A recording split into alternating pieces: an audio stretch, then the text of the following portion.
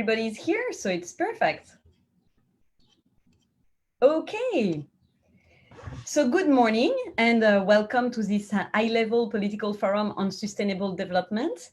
We're together for 1 hour and a half at the invitation of the French mission of the United Nations in partnership with the Finnish mission at the UN, but also the High Commission for Social and Solidarity Economy and Social Innovation, and L'Oréal to explore crucial leads for the future we want to build and to think for the post-COVID-19 era.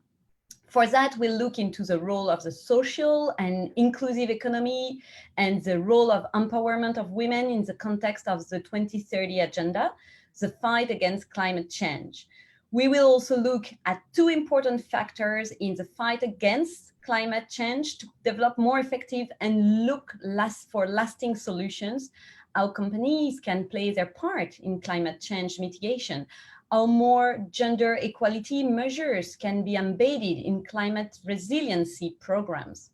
Around us, and literally around the world today, 16 people who are specialists in this field will be able to share their latest ideas on these topics, and we thank them in advance for this.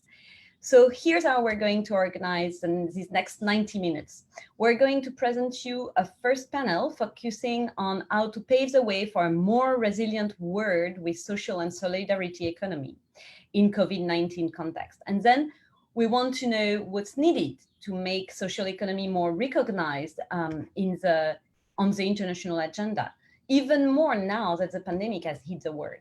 Also, we'll review how social enterprises are contributing to the 2030 agenda and to the fight against climate change, but also how can governments and public bodies can play a part in promoting the development of more of social economy organization. We have brilliant panelists today, which is fantastic to get the best overview possible, and great news, they've all promised to go straight to the point and keep it short so that we can really, despite the distance and the fact that we're not in the same room today, keep the ideas bouncing at each other. All of you, members of the public, will be able to participate as well. We'll give you the floor at the end of the first panel already. Please ask your questions in the QR box inside the Zoom page you are on. Then we'll move over to our second panel about women and climate change. As climate change becomes a reality, we see that women are the most vulnerable to its consequences. How is it possible to improve these women's resilience when they've lost their properties, their crops already? We'll explore how governments and corporations can promote women to positions of influence in decision-making bodies in climate change. We know at the United Nations that both fights for women and for climate are Secretary General Antonio Guterres' main priorities.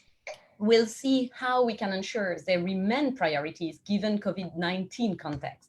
And please send us any questions to be asked at the end of the panel. Thank you very much.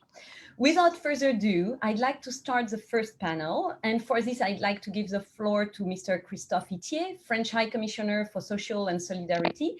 Mr. Itier, since you've taken your position under President Macron, you've launched many initiatives in social and solidarity economy.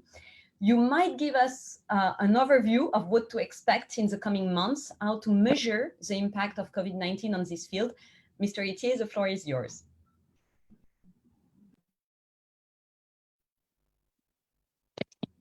Mr. Itier. Thank you. Monsieur le vice-président, Madame la ministre, Monsieur le commissaire européen, Monsieur l'ambassadeur, Excellences, Mesdames et Messieurs, la crise du Covid-19 a révélé bien des failles de notre modèle. Et l'économie sociale est une réponse à l'ensemble de ces failles. Elle allie le développement économique à l'impact social et environnemental. Il y a tout juste un an, avec certains d'entre vous ici présents, je lançais l'Alliance mondiale pour l'économie sociale et inclusive, Pact for Impact, dans le cadre du G7, présidé par la France, en présence des représentants d'une cinquantaine de pays.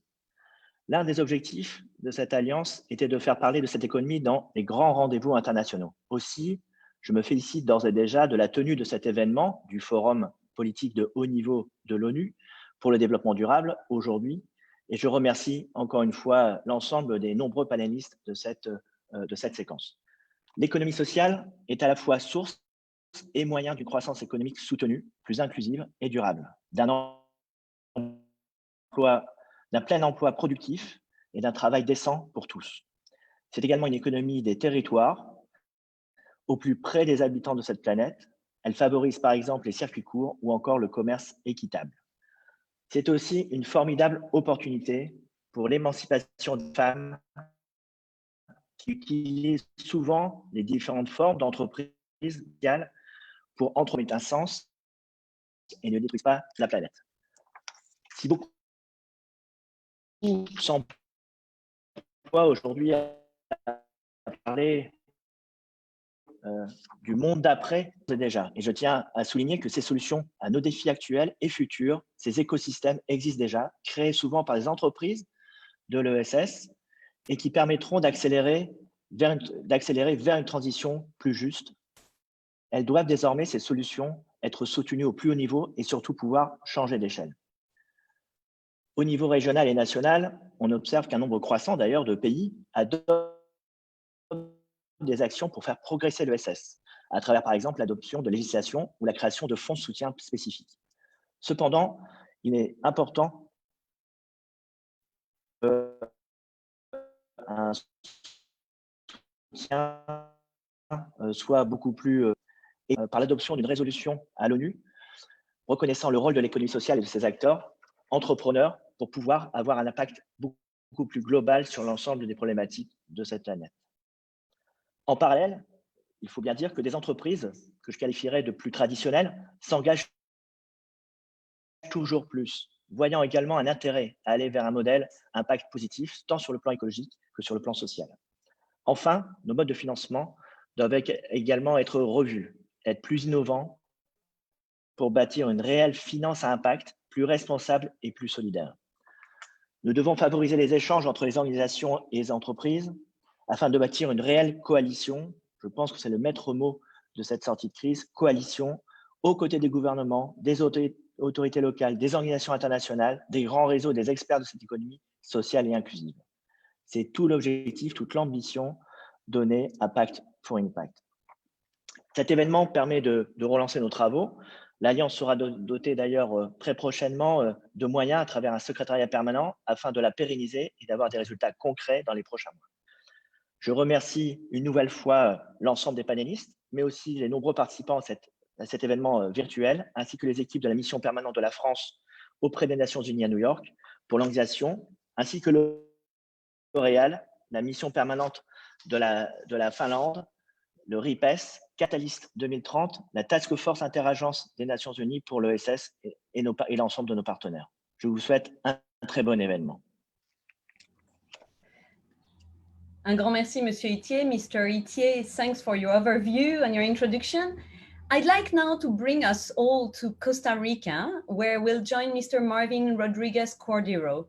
Mr. Cordero, you had a life linked very closely to social and solidarity economy even before you became second vice president in 2018.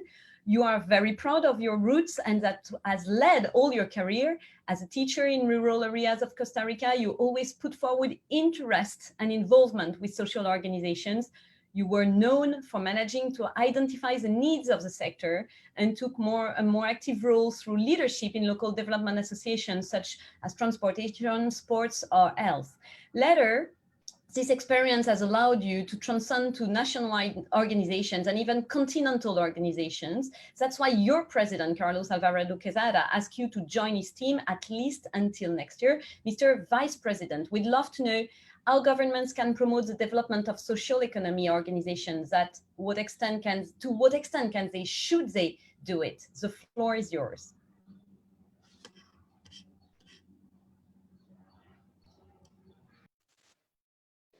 Muy buenos días, señora Yolanda Díaz, ministra de Trabajo y Economía Social de España, señor Nicolás Smith, comisionado europeo de Trabajo y de Derechos Sociales, señor Big Bang Buring, presidente del Grupo de Trabajo Interinstitucional de las Naciones Unidas sobre la Economía Social y Solidaria, señora Chantal Fani, alcaldesa de Camiasco y senadora de la región de Folon, embajadora plenipotenciaria, fundadora de la Red Internacional de Mujeres Líderes, señora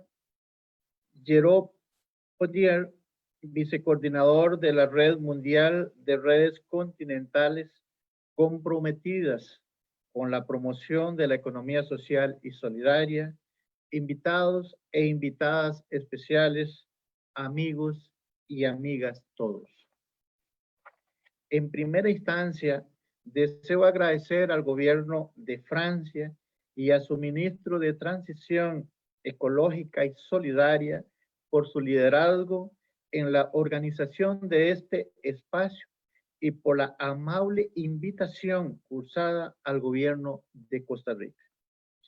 En el contexto que vivimos actualmente, es muy relevante el impulso de espacios para la reflexión y el diálogo, que nos permitan construir consensos y acciones conjuntas para que, a pesar de la desafiante coyuntura asociada a la pandemia del COVID-19, no abandonemos la aspiración de la Agenda 2030 de que nadie se quede atrás. Y es que los objetivos de la Agenda 2030 son hoy más urgentes que nunca. Costa Rica entiende y asume la Agenda 2030 como una agenda de derechos humanos y ha interiorizado la naturaleza integral, universal y transformadora de los objetivos de desarrollo sostenible, lo cual ha requerido adecuar e innovar en gestión de institucionalidad pública para responder a los retos del desarrollo multidimensional. La magnitud del daño infligido por el COVID-19 debe llevarnos a mejorar los instrumentos y los medios de nuestro sistema multilateral. Es un momento en el que los sistemas de gestión de riesgo y respuesta a emergencias de la sociedad global están sometidos a prueba con la veracidad que no enfrentamos hace décadas. Hoy, una dura y valiosa lección que derivamos de esta situación: no se debe escatimar en inversión pública, en promoción social y salud, y no debe permitirse que sean los mecanismos de mercado los que decidan quiénes están protegidos y quiénes no. Este aprendizaje surge cuando, paradójicamente, la sostenibilidad financiera de los sistemas de protección social y salud pública está amenazada por la disminución considerable de la actividad económica y la afectación en el mundo del trabajo, lo que reduce sustancialmente su financiamiento. Al igual que muchos países de nuestra región, Costa Rica es un país de ingresos medios con brechas estructurales que aún no se han superado y con un enorme deseo de invertir en innovación y de aprovechar las oportunidades de la cuarta revolución industrial. Sin embargo, es el quinto boletín de observatorio sobre COVID-19 y el mundo de trabajo de la Organización Internacional del Trabajo. Las naciones que recibimos son de suma preocupación.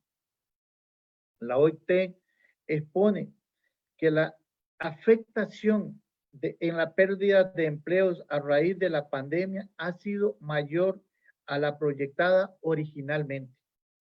Se estima que en el segundo trimestre del 2020 se ha perdido el 14% del total mundial de horas de trabajo, equivalente a 400 millones de empleos con una jornada de 48 horas semanales. En el continente americano, la pérdida de horas de trabajo se calcula en el 18.3%, siendo la región con mayor afectación en este rubro. Apenas hace unas semanas, esa misma agencia señalaba que 1.600 millones de empleos del sector informal, equivalentes al 50% del total de empleos informales, estaban en riesgo de perderse. Otro aspecto que enciende las alertas es la afectación desproporcionada de estos impactos en las mujeres, lo que podría implicar un retroceso en reivindicaciones que se tardó décadas en alcanzar. La mayor participación de las mujeres en el sector de servicios, el sector de salud y asistencia social las pone en situación de mayor vulnerabilidad. Asimismo, la implementación extendida del teletrabajo y la virtualización de la educación conlleva tanto una desaparición de la frontera entre el mundo del trabajo y en la vida privada, como un incremento del trabajo doméstico no remunerado, que siempre ha sido predominantemente realizado por las mujeres. Por otra parte, observamos cómo en las distintas latitudes las personas migrantes, los trabajadores del sector informal y las minorías étnicas han sido afectadas en mayor medida por los contagios y las muertes asociadas al COVID-19. Esta es una llamada de atención muy fuerte para los agentes comprometidos con el desarrollo sostenible, pues similar a lo que ocurre en las contingencias asociadas al cambio climático. La pandemia viene a exacerbar los flagelos de la pobreza, la desigualdad y la exclusión. El sociólogo portugués Boaventura de Sousa Santos afirmaba hace unos días que el COVID-19 es un pedagogo cruel, pues su manera de enseñarnos es mediante la muerte. Y esta lección los países han experimentado en mayor o menor medida, pero la constante es que son las poblaciones más vulnerables las que están padeciendo con mayor gravedad sus consecuencias. En los distintos espacios donde podemos reflexionar sobre esta temática y en el quehacer diario, hemos compartido nuestra convicción de que la economía social solidaria es la expresión empresarial que más genuinamente da cuenta de que es posible promover un crecimiento económico sostenido en el tiempo, con criterios de justicia social, equidad y democracia, y de manera responsable con el ambiente. Hay innumerables experiencias en muy diversos países que ilustran cómo estas entidades generan valor público, un valor que no se circunscribe a las empresas o a su ámbito de acción inmediato, sino que acaba por beneficiar a la sociedad en su conjunto. Costa Rica está a las puertas de formalizar la primera política de economía social solidaria, evidencia del compromiso que nuestro gobierno ha asumido para con ese sector.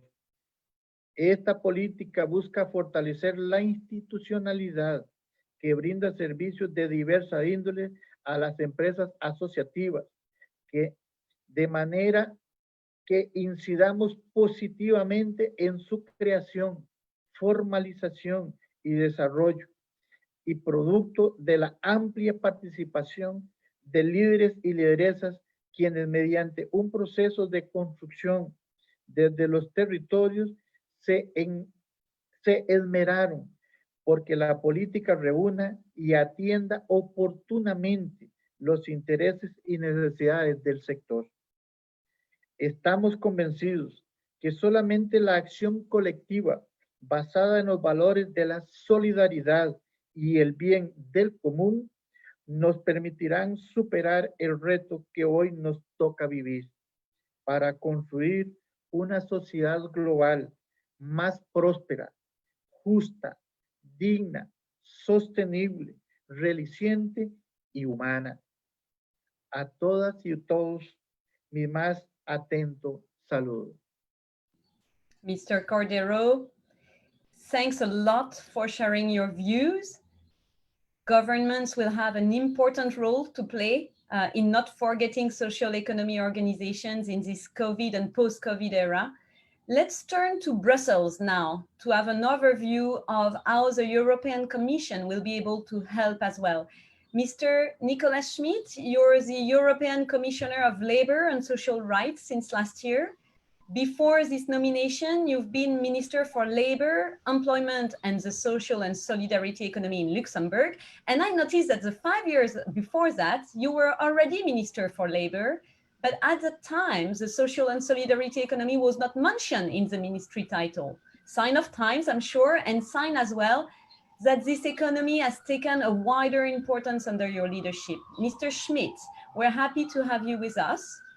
And we would be very interested in your views on how the European Commission will plan the after COVID-19 for the social and solidarity economy, please.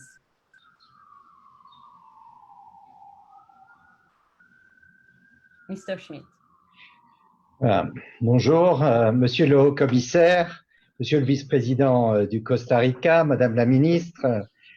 Je voudrais d'abord remercier le Haut-Commissaire, cher Christophe, d'avoir pris l'initiative de ce forum à un moment crucial où il s'agit maintenant de réfléchir sur l'avenir. Et nous sommes dans une situation d'urgence et nous sommes obligés, je crois, les événements nous y obligent, d'inventer, de réinventer un peu le monde. Vous me permettez de continuer en anglais maintenant. This year we celebrate the 75th anniversary of the United Nations, which offers us an invaluable opportunity to raise the level of our ambition to meet the objectives of the 2030 Agenda. The challenges of the current COVID-19 pandemic make it no longer a choice, but a necessity. We need to repair and rebuild our economies and societies while paving the way to a fair, inclusive, and sustainable development. It is necessary to respond to the current crisis by implementing a long-lasting vision and strategy for the future as set out in the Sustainable Development Goals. And therefore, the EU has integrated these goals in its policies, and in our proposals for the recovery, we have insisted a lot on economic and social resilience. After having provided the member states with unprecedented firepower and flexibility with our first response package to tackle the health crisis and cushion its economic impact in the short term, the Commission has laid the foundations for the recovery, which we call the Recovery and Resilience Plan, to prepare the next generation Europe. We want in this plan to put employment and social matters, equality and social justice at the heart of our recovery strategy. This also reflects the call in the UN report on a comprehensive response to COVID-19. As it rightly claims, the recovery is an opportunity to address the climate crisis, inequality of all kinds, and gaps in social protection systems. Modern social protection systems should provide adequate, effective, efficient, and sustainable social protection for all throughout all stages of an individual's life. Countries with adequate social protection systems have proved to be more resilient to the pandemic. This is why social protection systems improve the resilience to multifaceted challenges, such as those posed by the COVID-19 outbreak. The UN also calls for a comprehensive response to COVID-19 crisis that will leave no one behind. And therefore, the EU puts people at the center of its response. In that context, the European Pillar of Social Rights, closely aligned with the SDGs, serves as the main guiding framework for integrating the employment and social SDGs within the European policies. And next year, we will present an action plan for the implementation of the Pillar's 20 principles. With the Green Deal, the EU aims at becoming climate neutral by 2050. And this major transformation has to be just and fair. The European semester is a vehicle to monitor the implementation of the European Pillar of Social Rights and the SDGs. It will help to bring to the forefront of the policy agenda SDG relevant challenges and policy recommendations.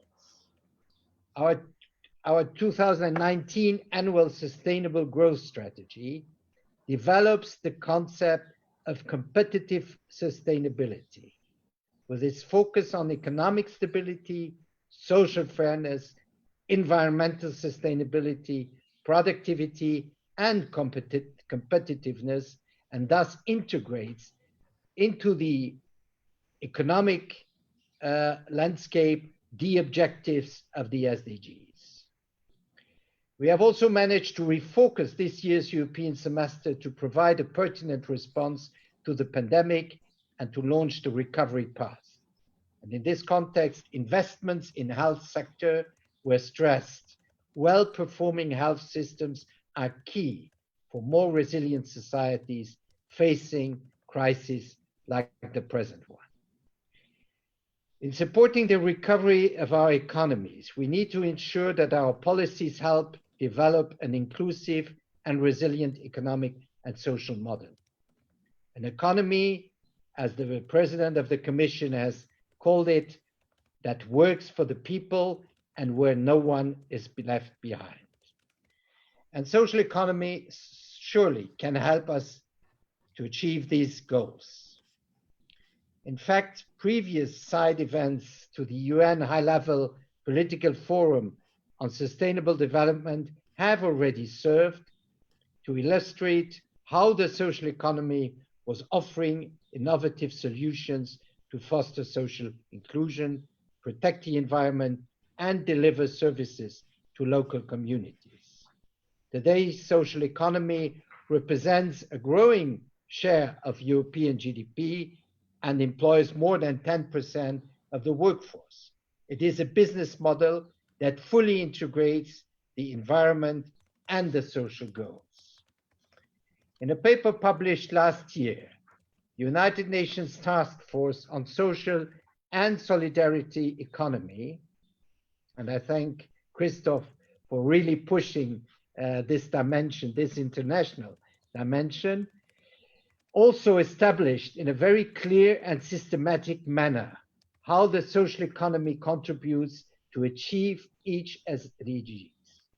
This is impressive.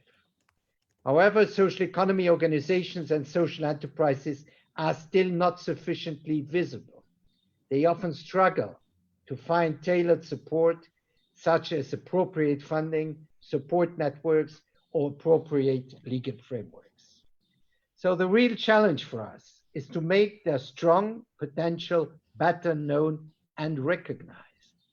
We have to develop policies that will concretely allow social economy to thrive as a response to the major economy, social, and environmental challenges. We will propose a European action plan for social economy in 2021, which will build on previous initiatives and mobilize new resources to boost and enabling conditions for this important economic sector. The Commission will also continue to engage with the international community in this area. We will continue to work for a stronger recognition of social economy in the G7 and the G20, and I expect the next presidency of the G20, I think, will be the Italian presidency, to help us to put social economy again much more visibly on the agenda.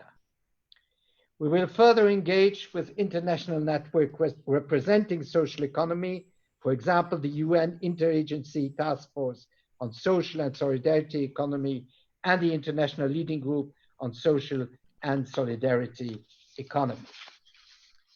Promoting social economy is part of a new development strategy that will reduce poverty and foster equality. And I want to mention and thank also those who at the ILO are working in this field and help us really to make progress. I will conclude by stressing the call of Antonio Guterres, UN Secretary General, when he says, when we recover, we must be better than we were before.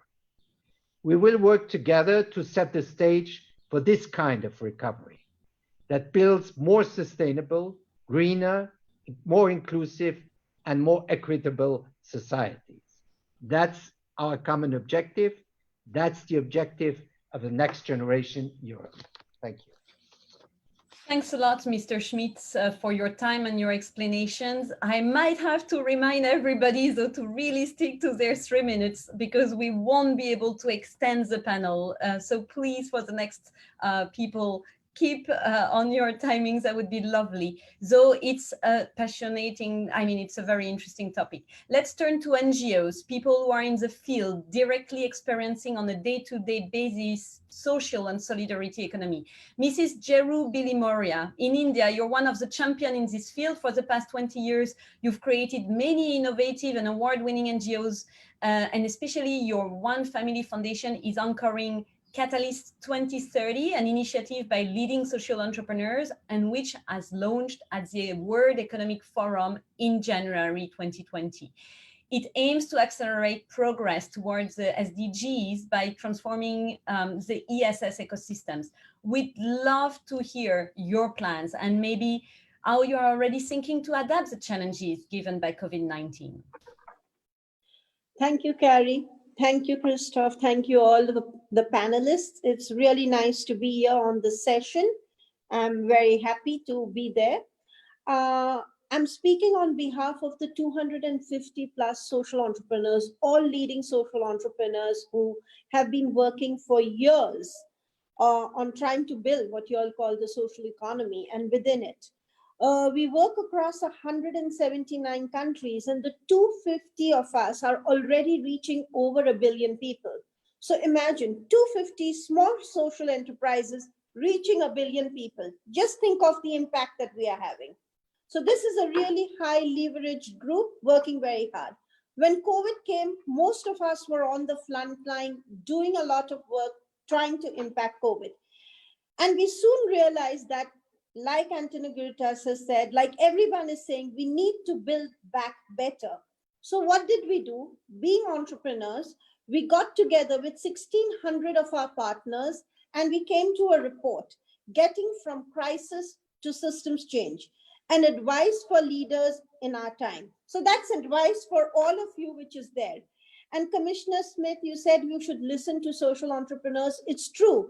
Despite the high impact we have, we are always on the fringes. We have to struggle for funding. The funding systems are not right. So it really is a challenge. But if we were supported by y'all, we'd be able to do much better. So what did we do? We got together and we put forward some recommendations. I'm sure the report will be circulated hopefully after this conversation, but we have 4 key recommendations. I've been given 3 minutes, I'll be really short. 4 key recommendations. A, please give us a seat at the table. Often policies are made without consulting any of us. And if there is consultation, it's tokenistic. So give us a seat at the table.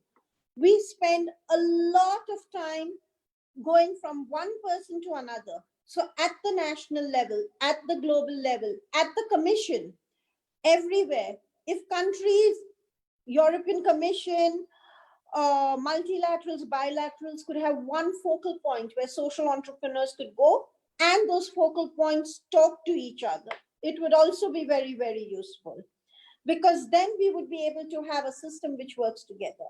The third point is, let's have the financial structures appropriate for the social economy to grow, because currently they aren't there. So if we can have that, it would really help us a lot.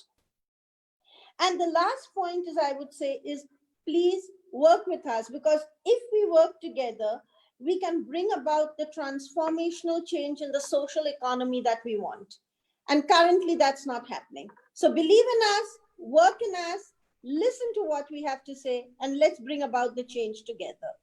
So, and at this stage, I'd like to, if possible, share the copy of the report with all of you so you can see what we have to say. Thank you. Thanks a lot. 3 minutes. Thanks a lot, Jeru, and thanks for the report. I'm sure a lot of people will be interested in it. I was such in a hurry a few minutes ago that actually I passed directly the floor to yours when actually we were supposed to go to Canada to Mr. Yvon Poirier. Mr. Poirier, I'm really sorry we missed you like that. You're the vice coordinator of the RIPES, an intercontinental network for the promotion of the social and solidarity economy, with which you've been involved for the past 15 years. You're even representing RIPES at the United Nations in working groups. You're seeing that COVID-19 has increased the challenges for the next decade when it's come to social and solidarity economy. Could you please explain us how?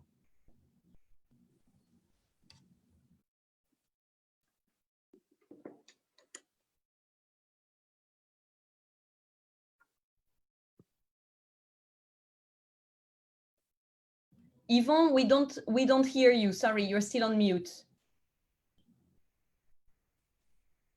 You just need to, on the bottom left of your screen, you should see a little mic. Sorry for that. Perfect. Oui, bonjour. En français, rapidement, pour dire que nous proposons que les Nations Unies ont besoin de l'économie sociale et solidaire afin de réaliser les objectifs de développement durable 2030. Donc, nous et plusieurs autres organisations de l'ESS préconisons et appuyons cette démarche. D'ailleurs, on répond en même temps à l'appel de l'ONU cette année au programme politique de haut niveau pour une action accélérée et des solutions transformatrices et une décennie d'action et de résultats pour le développement durable. Donc, et comme l'an dernier, l'ONU a reconnu qu'on n'était pas en voie d'atteindre les objectifs de 2030. Donc, COVID-19 a aggravé la situation. Donc, il faut être encore plus important d'agir. Donc, nous proposons d'intégrer l'ESS parce qu'on représente des solutions transformatrices qui existent déjà, mais qui ont besoin d'être appuyées et améliorées afin d'apporter les changements nécessaires. Sinon, on va continuer d'assister à une augmentation des inégalités, une concentration de la richesse à des proportions indécentes, l'absence ou un accès inadéquat à une éducation, une santé et une protection de qualité, et l'exclusion des femmes et des jeunes encore plus d'une vie prospère, et évidemment les changements climatiques. L'ESS existe depuis longtemps, mais a pris une ampleur considérable dans les 30 ou 40 dernières années dans le cadre de la mondialisation actuelle. Les gens sont créés des organisations afin de répondre à leurs besoins. Now we'll switch to English. The SSE has grown by leaps and bounds in many countries, up to 7 to 10%, as mentioned. 20 countries have policies, but that's not enough. Mr. Poirier, if I may, if I'm not wrong, you've been actually already translated. That's the beauty of the technology, that we have translators in the background. So if you suggest I say in French. Okay. Yeah, if you want, you can carry on in French as you wish. OK. Donc, les dernières décennies ont vu beaucoup d'innovations sociales très louables, comme la responsabilité sociale des entreprises, le microcrédit, le financement d'impact, des PPP et bien d'autres. Cependant, pour l'instant, on ne peut pas dire que ça a eu un impact significatif, majeur, pour lutter contre l'inégalité, l'autonomisation des femmes, l'amélioration des conditions de vie, les changements climatiques, etc. Donc, nous considérons, et il est important de mentionner la résilience des organisations de l'ESS, comme ça a été le cas dans la crise financière 2008-2009, et déjà, il y a de plus en plus de preuves d'une résilience similaire lors de la présente crise. Il faut rappeler qu'il y a toujours 2 milliards de personnes qui travaillent dans l'économie informelle. Une majorité d'entre elles sont des femmes. Donc, la situation s'est aggravée ces derniers mois, donc raison de plus d'agir.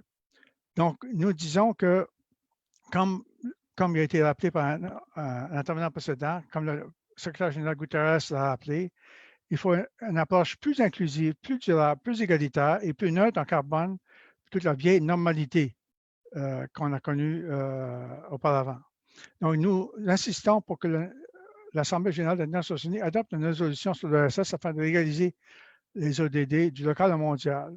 Nous avons la ferme conviction que l'humanité vaincra les inégalités et la pauvreté, l'autonomisation des femmes et la protection sociale universelle à travers l'ESS, pas autrement. Merci. Un grand merci, Mr. Pierron. Mr. Poirier, sorry for your remarks, and definitely we don't have a lot together today. But thanks a lot for your remarks and the leads for transforming solutions. Let's see how solutions could come from women as well. As you know, in most of the places, social and solidarity economy is a field where women thrive. We're very happy then to have Mrs. Augusta Denise Deza, one of the young leaders in Ivory Coast in social and solidarity economy, and a member of the International Network of Women Leaders. Mrs. Deza, the floor is yours. Alors, bonjour à tous. Bonjour à tous. Bonjour. We hear you well, Augusta. You can go ahead. Ok, d'accord. Alors, ma présentation porte sur le rôle des réseaux de l'économie sociale dans l'atteinte des ODD, en particulier le réseau des femmes. Alors, les prédécisions ont déjà mis en relief l'ODD et puis l'ESS. Alors, je vais partir directement, que j'ai passé du temps. Alors, en Côte d'Ivoire, cette matière-là, elle est vraiment nouvelle, elle n'est pas connue. En Afrique de l'Ouest, il est vrai qu'on peut observer certaines structures fondées sur les principes de l'ESS, le concept de cette branche économique reste tout de même non maîtrisé. Toutefois, on remarque depuis quelques années, notamment en 2018, avec le salon de l'ESS qui a été organisé l'année dernière au Sénégal et bientôt en Côte d'Ivoire, qu'il y a des avancées, notamment dans cette matière-là. Alors, au niveau du RIFEL, ce que nous entendons faire au niveau du RIFEL, il vise à encadrer le RIFEL. Il faut rappeler que le RIFEL vise à encadrer techniquement les femmes pour leur permettre d'avoir des financements et leur autonomisation. Alors, nous entendons construire une société civile forte, solidaire, mais surtout responsable pour aider le gouvernement dans la prise de décision par rapport à cette nouvelle matière-là. Nous avons initié un programme ambitieux à travers lequel nous serons amenés à rencontrer diverses structures étatiques en vue de les sensibiliser, de les former sur l'importance de l'ESS, car il est important que nos dirigeants prennent à pleine mesure des enjeux liés à l'ESS. Nous envisageons également faire un lobbying en faveur de l'institutionnalisation de l'économie sociale et solidaire en Côte d'Ivoire et en Afrique également. Nous comptons aussi rencontrer plusieurs organisations d'entreprises afin de les sensibiliser sur les questions de la responsabilité sociétale des entreprises dans la préservation de l'environnement. Alors, en somme, au niveau des RIFEL, nous pensons que les défis majeurs auxquels sont confrontés l'USS en Afrique, mais également dans le monde aujourd'hui, c'est principalement lié à l'information, à la sensibilisation, à la formation de l'ensemble des acteurs politiques de la société civile, mais également à la création d'un cadre juridique réglementaire propice à l'économie sociale et solidaire. En fait, ce qu'il faut que chacun de nous comprenne, c'est que le plus important, c'est de donner une base juridique à cette matière-là. Je crois qu'en France, c'est seulement en 2014 qu'il y a eu une base juridique. Donc, alors, nous qui ne connaissons pas cette matière, forcément, il faut que les lobbying, il faut que les pressions s'exercent sur cet élément-là pour que l'ESS soit connu, soit su, soit connu de tout le monde et que chacun au niveau, les citoyens africains puissent mettent cette matière-là dans leur manière d'entreprendre leur activité. Alors voilà un peu ce que le RIFEL va faire dans les jours à venir et nous allons vous tenir informés des avancées de nos activités, des avancées de tout ce que nous faisons dans cette matière. Alors je vous remercie. Thanks a lot for your views, Mrs. Deza. Let's turn to the International Labour Organization now, when COVID-19 is showing strengths and flaws of our work organizations. Mr. Victor van Vuren, you're the director of the Enterprises Department of the organization linked to the United Nations. We can expect it not to be very optimistic, but we'd be very interested in having more details from you about an immediate forecast on work. Mr. van Vuren, the floor is yours. Thank you very much. Today I wear my hat as the chairman of the United Nations Task Force on the Social and Solidarity Economy, and it's in that respect which I'll be speaking on. Honourable Vice President, Mr. Itier, Commissioner Schmidt, ladies and gentlemen, you know, we've heard the figures. More than 2.2 billion workers live in countries where business activities have been fully or partially suspended. We're looking at a loss of about 340 million jobs worldwide. The current crisis has increased the level of uncertainty at economic and work levels. People, women and men and entrepreneurs and workers see their lives, their families, their work and their enterprises all in danger. Women, migrants and young people are those in precarious employment, contract workers, the informal economy. And so we can go on to see the damage that has been inflicted by this horrible virus. Around 1.6 billion workers on the informal economy. And we're seeing in the first estimates that 60% of a decrease in earnings of these informal workers. And the decline is expected to reach 81% in Africa and Latin America. So the preservation and the creation of jobs is a priority, as we see in the SDG 8. We need to aim for a better and a green recovery, and we need to link green, as we've heard. To do so, we need a strong multilateral system. Solidarity needs to become contagious. This is an opportunity to rethink our economies and the way of doing business. A planet-sensitive and people-oriented recovery is necessary. In the realms of the social and solidarity economy, we're not doing enough. We've got some key players out there, but we need to step up our game. The social and solidarity economy is a key actor and an ally of the public sector in co-constructing public policies in the recovery stage. I just want to highlight 3 areas quickly. Working in favor of the most vulnerable people is the first part. We need to rebuild economies, which is crucial to a post-COVID-19 recovery. We must leave no one behind, as we heard Commissioner Schmidt say. Everyone must have equal and universal access to basic rights. Organizations and enterprises belonging to the SSE create opportunities through collective action, extending protection through mutual assistance, and empower individuals and communities through membership-based democratic management. The next point I want to raise is generating innovative solutions at the local level. Now is the time for creative and innovative thinking. Most SSE organizations are member-based, but they are rooted in communities where they play an essential role in local economic development and local governance. So social innovation is more and more rooted through a strong bottom-up approach. And lastly, I wish to mention supporting a just transition. Just transition to a new economic model that protects the world's poor and vulnerable, for it is these people who suffer the most from pandemics and environmental degradation. COVID-19 does not provide a silver lining for the environment, but it does provide us with an opportunity to build back better and stronger with regard to the green economy. The UN Task Force comprises 18 UN agencies and the OECD and 13 civil society and organizations, some who are sharing the platform today.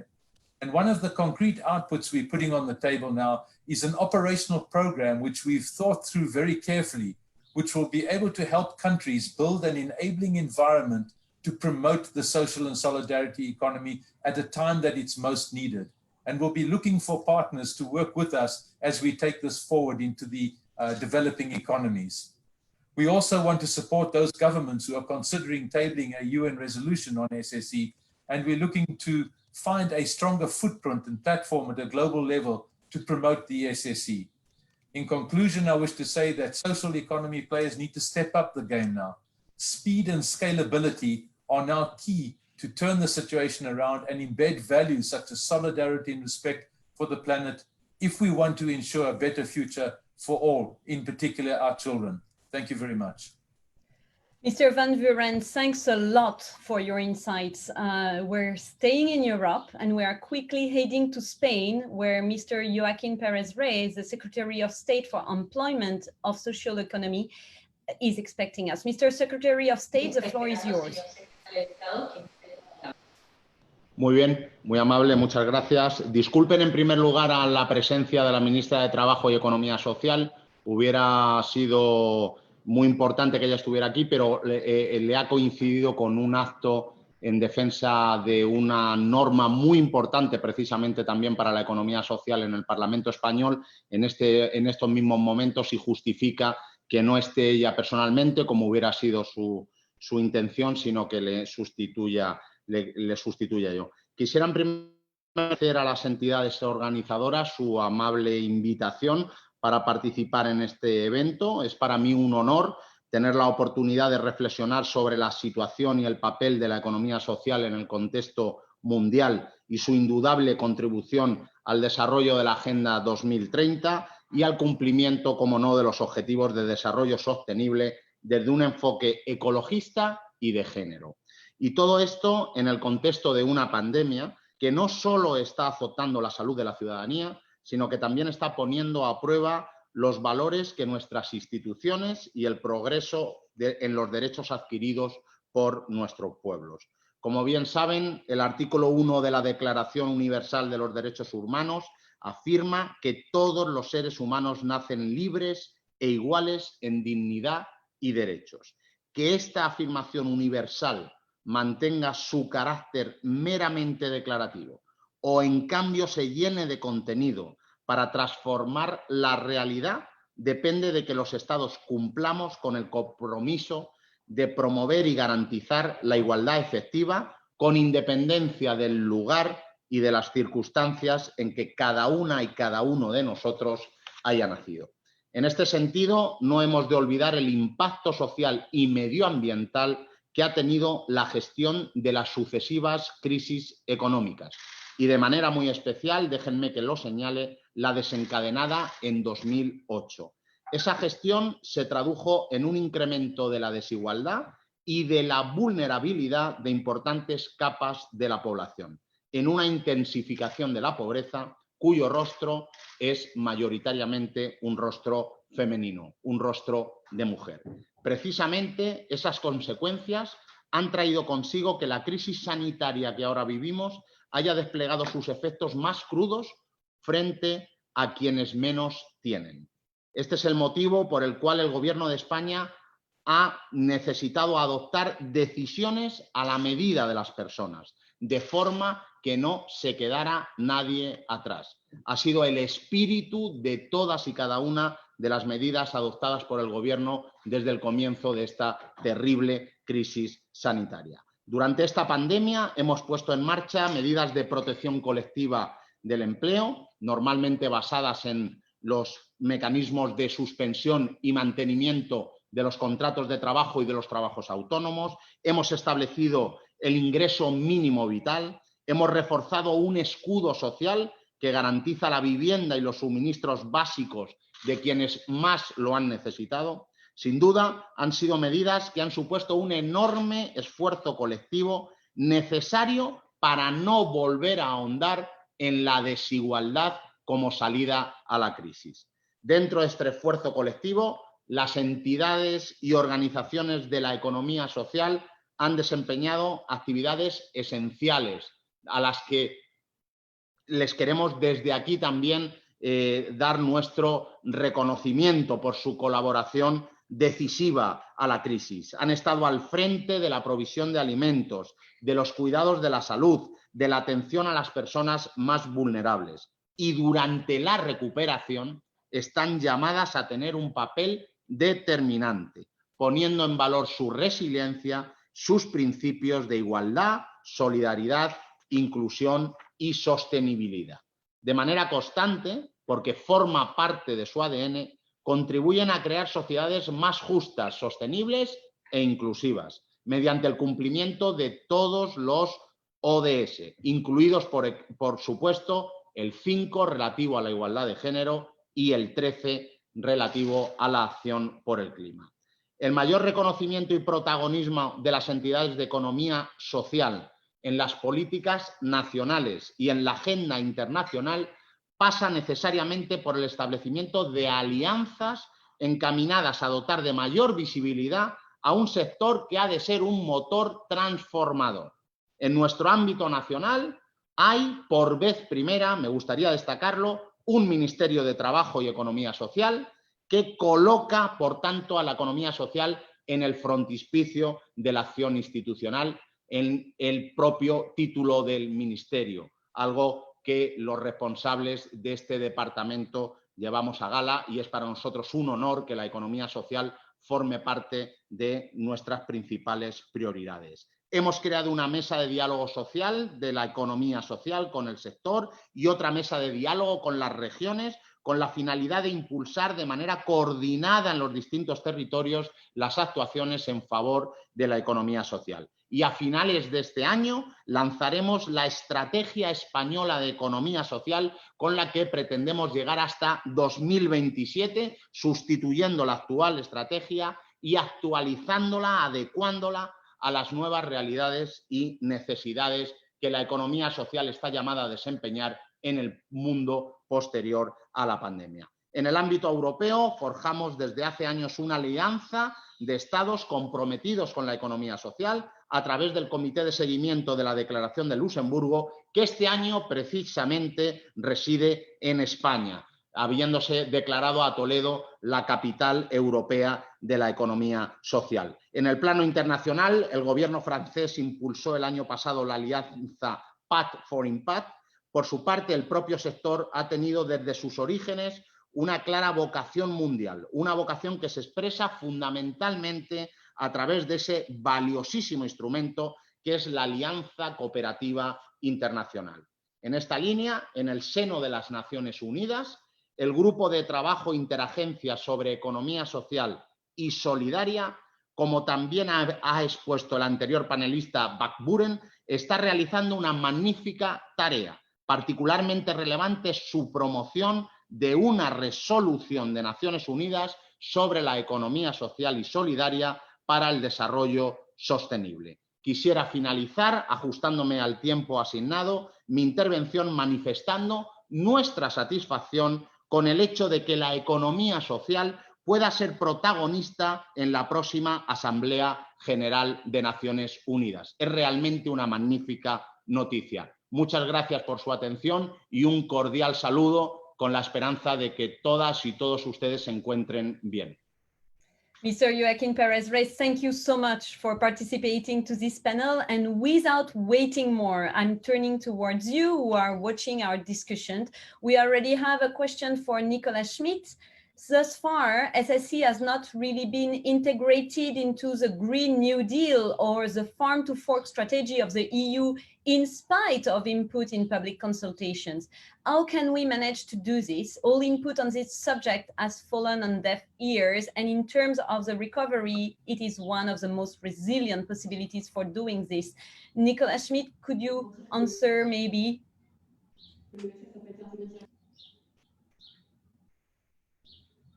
It's for Mr. Schmidt.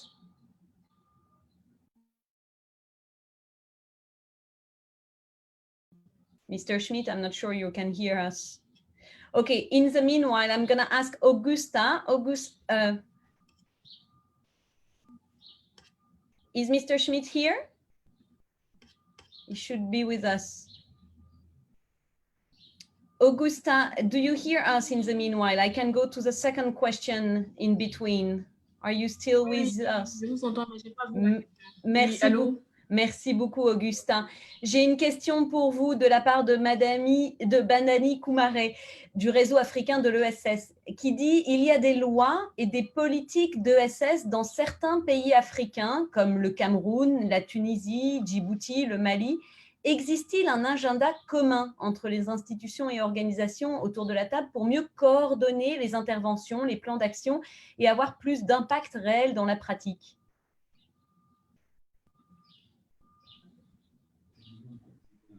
Alors, comme je l'ai dit à la fin de mon propos, cette matière, elle est nouvelle en Côte d'Ivoire. elle est nouvelle en Côte d'Ivoire et je pense que la Côte d'Ivoire a participé à son deuxième salon qui a eu lieu au Sénégal l'année dernière. Et pour booster cette politique-là en Côte d'Ivoire, les acteurs étatiques, en particulier les ministères qui interviennent dans cette matière-là, ont voulu que la Côte d'Ivoire s'approprie cette matière-là. Donc, le prochain salon aura lieu l'année prochaine, en 2021. Donc, on n'a pas encore la connaissance de cette matière-là chez nous ici. Et le RIFEL, c'est un réseau qui est nouveau, qui est né que l'année dernière. Et donc, le RIFEL s'approprie également cette matière-là. Et c'est en somme que nous allons essayer de véritablement baliser l'ancrage institutionnel légal de cette matière. Alors, je voudrais dire à la dame que le prochain salon, ce sera l'occasion de poser ces questions-là aux panélistes qui seront là, mais également aux acteurs politiques qui seront là, afin de mieux penser et repenser cette matière-là au niveau de l'Afrique. Un grand merci, Augusta. Thank you very much for your answer. And I hope, Madani Kumare, you will be able to follow the event Augusta was talking about. There's a very logical link between both of our panels. A big part of social and solidarity economy is held by women and has a strong impact on climate change, a positive impact on the society and the environment. Mrs. Indu Omaru Ibrahim, you're an active environmental activist and geographer. You're also the founder of the Association for Indigenous Women and Peoples of Chad. We'd like you to draw a transition between these two panels, please. Thank you very much, Carrie. Hi, everyone. It's really a great pleasure to be with you here, and thanks for the French mission for the invitations. I'm very happy to do the transition between the panel 1 and the panel 2, and I think also it is very relevant because we need to reinvent how government, private sectors, and other partners can support women for achieving SDGs, but also for the climate action, because we know the two agenda have only 10 years to make all the achievement that we want to transform our planet and our human being as one species of the nature. But I'm going to give you a concrete example of how we can do that. And actually, because I am coming from an indigenous communities and nomadic pastoralists from the Sahel regions, I would like to share with you very quickly the impact of the climate change. I'm coming from these communities who depend from the environment, who have them life depend from the season. If it is a good rainy season, we can have a good food and have a good economy. If it is not, then it's impacting directly our life without having like a salary at the end of the month. So it's not only my community, but it is more than 80% of the peoples in Africa. And as all of us know and agree, women is more than 50% around the world. And that's where it's becoming very interesting. So the first impact in the communities, it's economically. So the economic impact for us, it's from our daily life. You know, like milk for the nomadic pastoralist community is the first things that we are using. And now our income on the milk is divided by 2 or 4. And then the example is like during the dry season, we used to milk like once every day because the rain season, 2 morning and evening. And actually now during the dry season, so people's milk only once every 2 days. And the reason is the first day they milk for our needs, and then the second day they have to leave the milk for the baby cows in order to feed him. So imagine how it's dividing just the amount of the food and economy of the communities. And the second impact is in the social life, because we know that during the dry season, there is no activities, the resource is shrinking, and it's impacting the life of the entire communities. And that makes the man leave the communities to go to the big town to find a job. And he cannot go there just to like get a money and then sending back home or come back home, because all the mans are going to the same place and looking for the same job that they can do. So who are left behind? They are women. So women who have to take care of the children, who have to take care of the old peoples, who have to play the role of the man, and who have just to use what they have in the nature, because they don't have like to write a CV and then apply for a job and see if they can get a job. No, they have to look at what the nature around them giving them. If they're pastoralists or they're fishermen or they're farmers, so they have to look for the good relationship with the nature. And that's where they become really very innovators, because they know where to find water, when to find pastures, how they can dry up the vegetables that they take from the nature during the dry season and transform it for them food and sell it also in some way to have some incomes. So that's why it's very important to see from the first panel how institutions can support the woman to transform them life. And here also I share with you like an examples. You know, I developed like a very small project with the communities that where they just like do a small agricultures during the dry season, and that helped them to change them life, but to send also them children to school, because they doubled the income that they used to have just by helping them a little bit. And I did another one on the 3D participatory mapping, which is really my passion. I think many people that know it.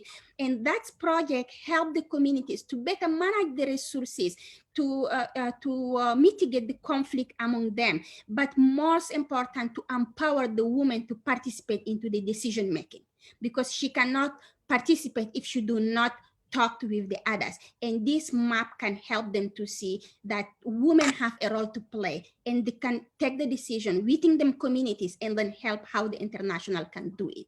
So the big challenge is now for me how to design the better project that can support the communities, but who is accepted by government and supported by the private sectors.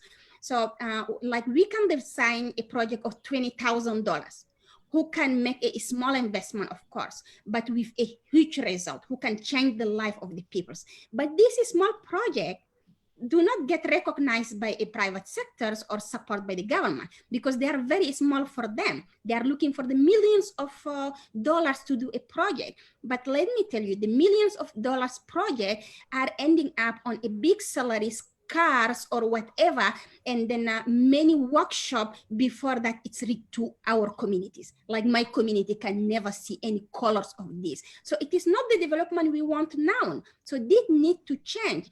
If we can focus and design like 500 projects of 20,000, that can make a big difference, because the communities didn't went to school, and like they can't expand them time just like to the criteria that they have to put in the project. Even for me, it's very difficult. Imagine for my community who didn't went to school. So these things need to change.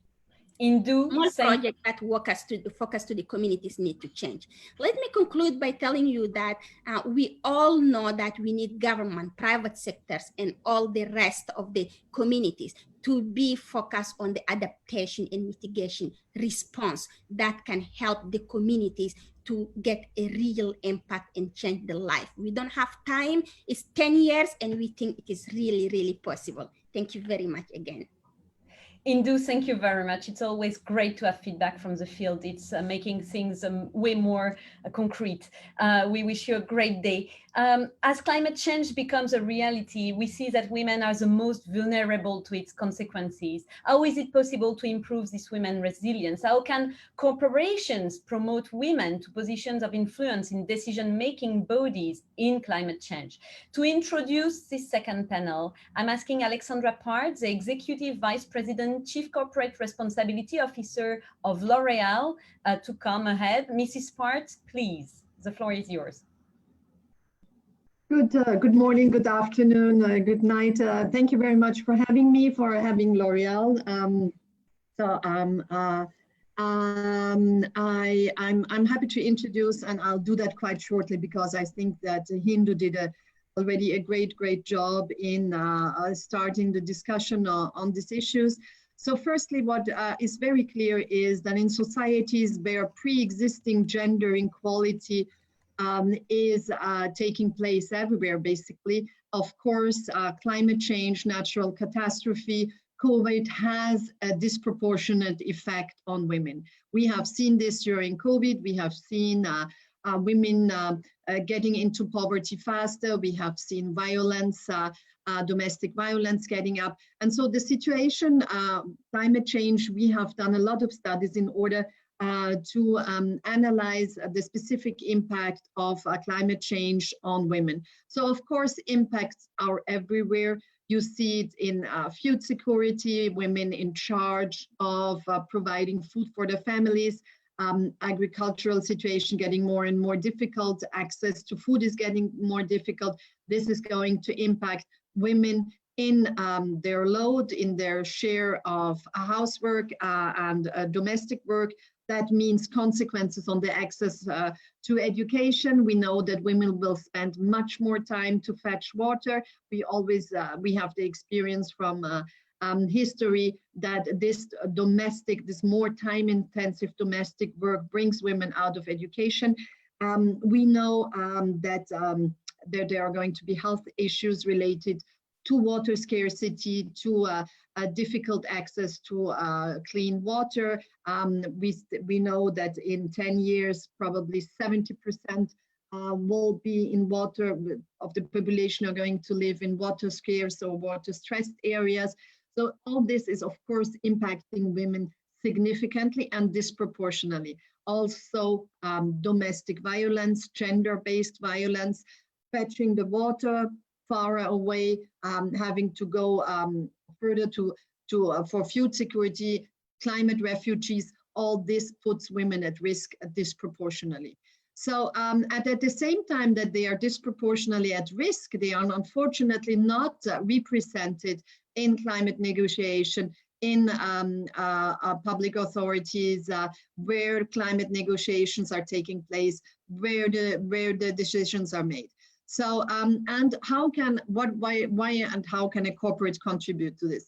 So there are different ways. Of course, in our own value chain as companies, we have to have value chains, especially for us in raw material sourcing, that are adapted to the specific situation of women and climate change, to help women adapt their production, their methods, their agricultural methods to new challenges.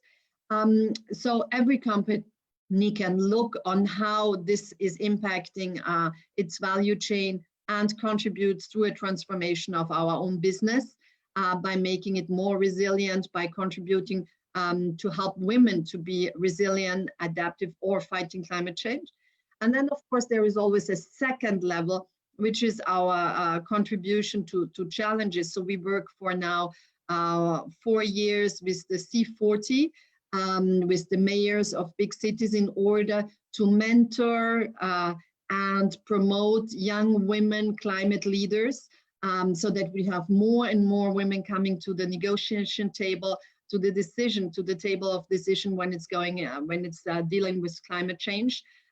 This is a program that will be continued in order to help young women and women to be more and more involved in climate negotiations.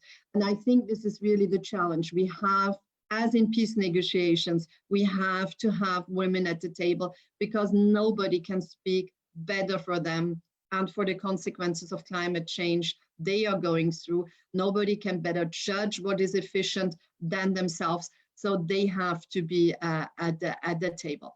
So I think there are, of course, other contributions possible from corporates, but one is, of course, contributing, cooperating with civil society, with social entrepreneurs, with activists, with representatives of indigenous communities and so on, and international authorities, local governments, because the solution is, of course, going to be in cooperation. And so I'm looking forward to hear the next speakers on their contribution and ideas.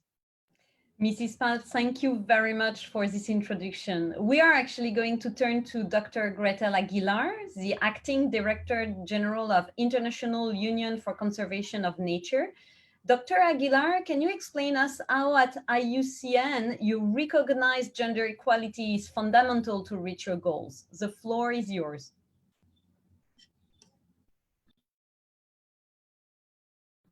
Dr. Aguilar, you're on mute. You might need to activate your mic, bottom left of your screen, the little mic. Yes, thank you. Perfect, thanks.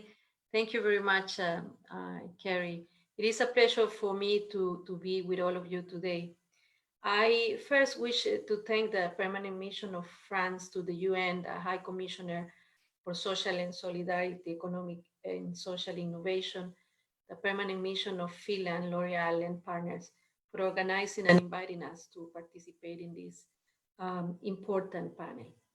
IUCN is thrilled to contribute to examining the links between the empowerment of women and social and inclusive economy.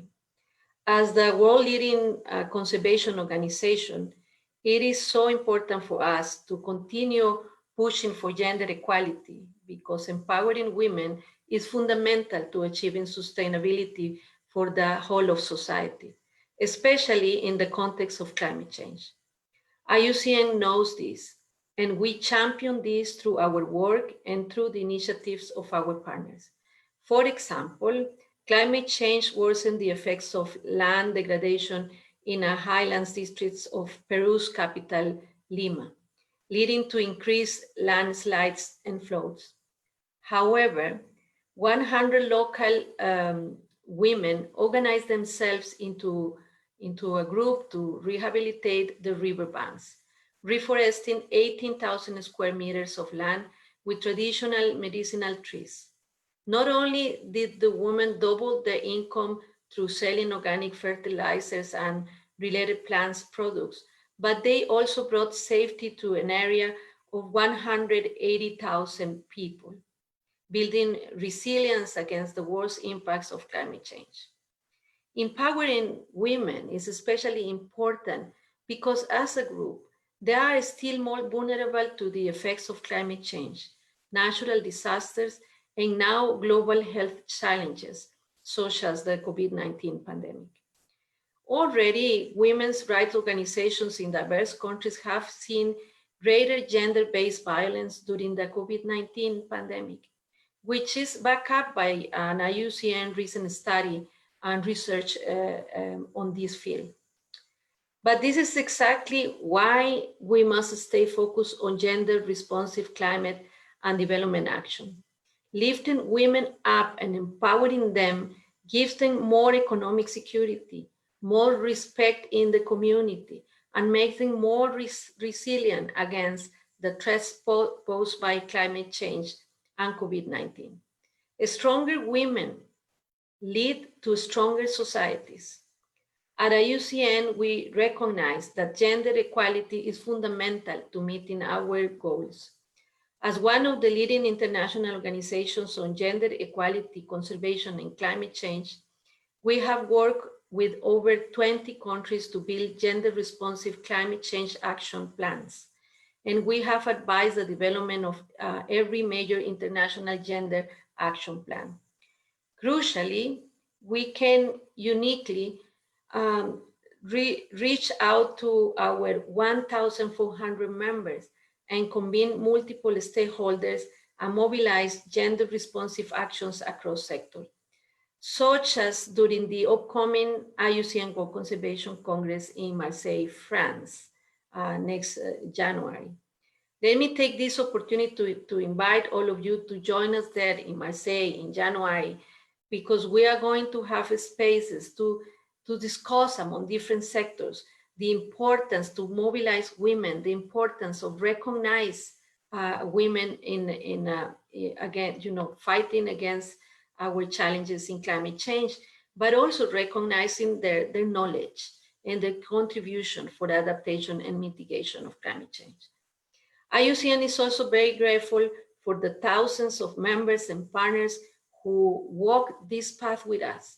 I would like to especially thank the government of France for being such a steadfast partner and champion, and for co-hosting the Generation Equality Forum with Mexico. Within the Generation Equality Forum, IUCN is honored to help lead the hope that focus on feminist action for climate justice. This work complements our varied efforts to combat climate change. We in IUCN are proud to be a leader, catalyst, and convener of the path towards a just world that values people and nature and helps both to thrive. I really look forward to what the rest of our panel has to say. And thank you very much for this opportunity. Thank you.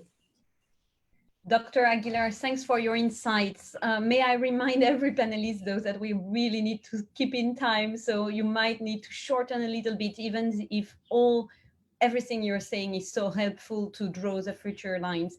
We're coming back to New York and are in touch with the UN brand new director for climate action, directly in the Executive Office of the Secretary General, Mrs. Aditi Maheshwari. Good morning.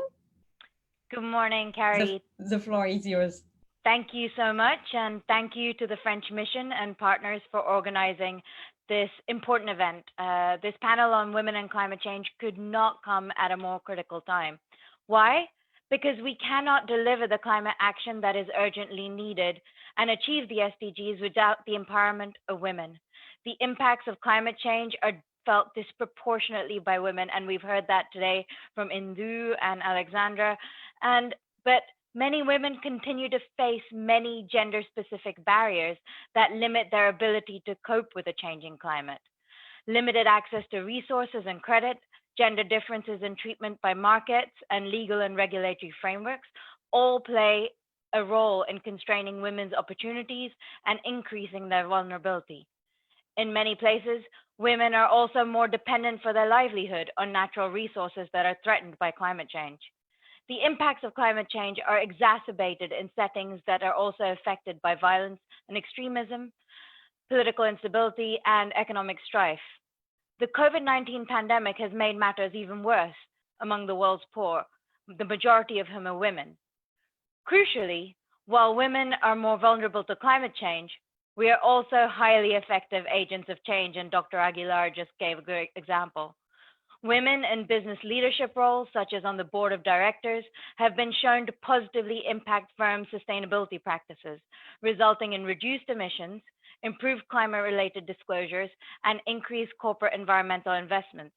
On the whole, they are simply more attentive to the triple bottom line of people, planet, and profit. Clearly, many of the most effective leaders in the global climate community are women. Patricia Espinosa, Inger Anderson, Christiana Figueres, Rachel Kite, Laurence Tubiana, Greta Thunberg, Jacinta Ardern, Angela Merkel, and many, many, many more. So my apologies for any omissions here. Women are also actively shaping the clean energy economy of the future. On average, women represent almost a third of the renewable energy workforce across 144 countries. This is a significantly higher share than the share of women working in the oil and gas industry. So equally important are the countless thousands of women leading the charge on climate action in their communities. In the policy arena, the contribution of women is a rising force. The Secretary General recently launched a series of roundtables with renowned women economists. The first was held last week on rebirthing the global economy to deliver sustainable development. Ladies and gentlemen, we are fast running out of time in the climate crisis, and so most of all, we need results. I would contend that women at all levels have a very strong track record of getting results. And we should be under no illusion. We are at a critical moment in the fight against climate change. The decisions governments are taking right now, spending trillions, can slingshot us forward and put us back on track to reach the Paris targets, or they can set us back many years, which science dictates we cannot afford. One of the 6 climate positive actions announced by the Secretary General to recover better from the pandemic is that we leave nobody behind. We must have a just transition that brings all people on board. What should this look like in practice? At the most general level, from boardrooms to parliaments, from military ranks to peace tables, and of course at the UN itself, more women decision makers means more inclusive and sustainable solutions that will benefit everyone. Getting down to brass tacks, prioritizing a climate-friendly recovery by investing in renewables instead of fossil fuels and upgrading and climate-proofing infrastructure can create sustainable jobs for the future. Mainstreaming gender in energy sector frameworks and tailoring training and skills development programs can tap the vast potential to create livelihoods for women at all levels of the renewable energy supply chain. actively including women in project design and public consultations to ensure their priorities and needs are met, and hiring them for project construction, management, operation, and maintenance roles can ensure an inclusive and resilient recovery. In short, we need to avoid baking inequality and emissions into new solutions. So events like today and yesterday's Rise for Oral discussion are crucial to understanding more about the challenges and solutions to ensure women are central to designing our low carbon and resilient future. So I will hand back the floor and look forward to the contributions of this illustrious panel. Thank you. Thank you very much. It's very good to have all your insight, Mrs. Maheshwari. In a government with a great representation of women in Finland, His Excellency Jan Wahlberg has been chosen to be the ambassador for climate change. Mr. Wahlberg, women and climate, two big topics where Finland is pioneer. Despite the gloomy context, how can we let 2030 agenda and Paris Agreement guide our action? Thank you very much for the floor, Carrie. It's a great honor to be in this panel, and I think we have heard great interventions already, so I will try to be quite short that we also have time for discussion. First of all, I would like to remind you that the current crisis has reminded us again of the increasingly complex, intertwined, and global nature of our problems. In building resilience, we need to improve our ability to tackle multiple crises at the same time. Currently, gender and climate are by far the most pressing issues, alongside an unprecedented global health crisis with detrimental economic and social impacts. So more than ever before, we need to let 2030 agenda and the Paris Agreement guide our action. Women and girls are often rightfully presented as victims of the impact of climate change. But I think you have rightly pointed out, especially perhaps Adita, that women are also the central actors and agents of change. I think women determine how to sustainably use natural resources and also benefit women's livelihoods. Likewise, women and girls ensure that indigenous and traditional knowledge is passed on between generations. We know that the impacts of climate change, including on access to productivity and natural resources, amplify existing gender inequalities. Gender is a critical factor in understanding vulnerability of climate change. We must also remember that gender equality makes climate action more effective to the benefit of all, including men, boys, those living with disabilities, the aging population, etc. Sustainable development, as reduction of poverty and inequalities, need to go hand in hand with climate adaptation and mitigation. We cannot achieve transformative change if we do not transform all of us to become climate actors. The key question here is how to empower people to take action by themselves. In short, to confront climate change, we need to lean more on power of women. And as Carrie also pointed out already, this is quite an easy task for me to say as a Finnish climate ambassador, because my government actually is composed of, they are all 5 powerful women, and they are almost all of them a lot younger than I am. So it's quite natural, I think, for me that the main aim of my government is to make Finland climate neutral already by 2035. We feel that we need to invest now in transforming our economy from the linear make, use, dispose model to a circular economy. At the same time, we very much recognize that our commitment to gender equality and responding to climate change has to be global. That's why we pursue a human rights-based foreign policy, where we systematically promote gender equality and the full realization of girls' and women's rights.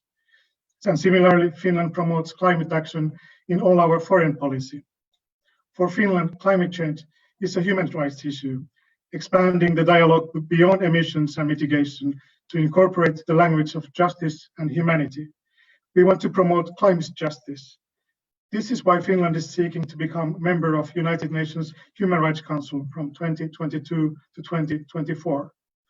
Now the governments of the world are fighting and planning the recovery from COVID-19. In doing so, we must remember to tackle this crisis with the right instruments, not allow for the baseline to shift due to prevailing crisis, but to build back better and greener and towards a carbon-free world. We must use this opportunity to increase our ambition. I would also like to say, I think that this is not only a task for Finland.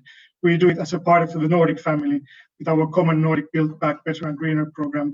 We do it as part of the EU family, part of our green recovery packages, and we do it as part of the UN family. And finally, I would like to point out, quoting a very famous Scandinavian female climate voice, Greta Thunberg, reminding that Adita also said in his speech that this is an urgent task. What Greta Thunberg said is that the moment we start behaving as we were in an emergency, we can avoid climate and ecological catastrophe. But the opportunity to do so will not last for long. We must start today. We have no more excuses. Thank you.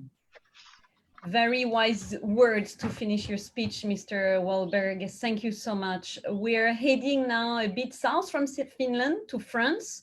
And Mrs. Delphine O, previous member of parliament. Mrs. O, you're now ambassador at large and secretary general for the Generation Equality Forum. Gender and climate, it's important not to dissociate them, right? Mrs. O.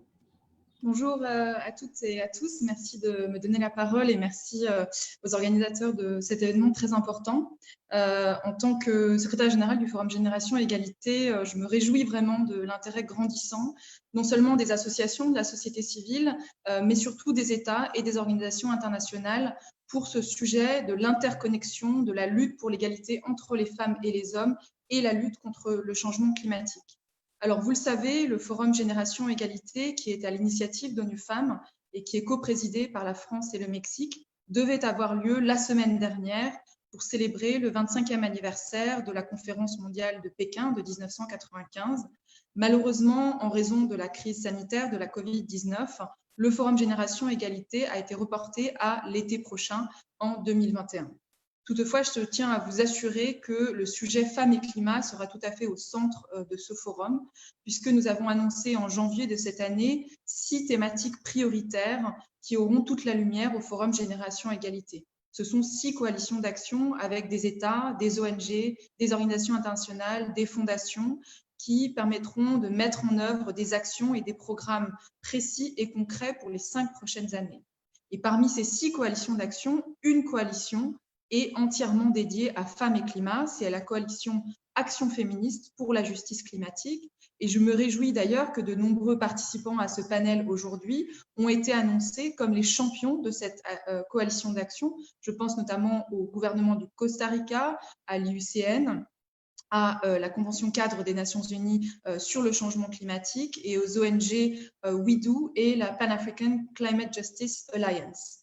Nous attendons donc avec impatience les travaux de cette coalition d'action et les livrables qui seront annoncés l'année prochaine au Forum Génération Égalité à Mexico, puis à Paris.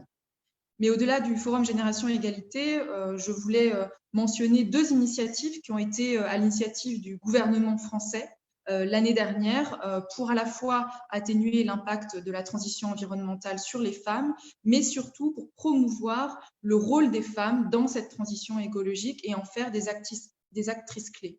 Je pense évidemment à l'initiative lancée dans le cadre de la présidence française du G7 en 2019 avec le soutien très fort de L'Oréal, que nous remercions ici, l'initiative GREAT, Gender Responsive Environmental Action and Training, qui vise à la fois à renforcer les capacités des femmes dans la transition écologique et environnementale, mais aussi à promouvoir la collecte de données sexo-spécifiques afin de mener des politiques environnementales qui sont sensibles au genre. Je pense également à une initiative franco-canadienne de formation des négociatrices climatiques, car il est important que demain, lorsque les grands textes sur la transition écologique sont négociés au niveau multilatéral, les femmes aient toute leur place à la table des négociations.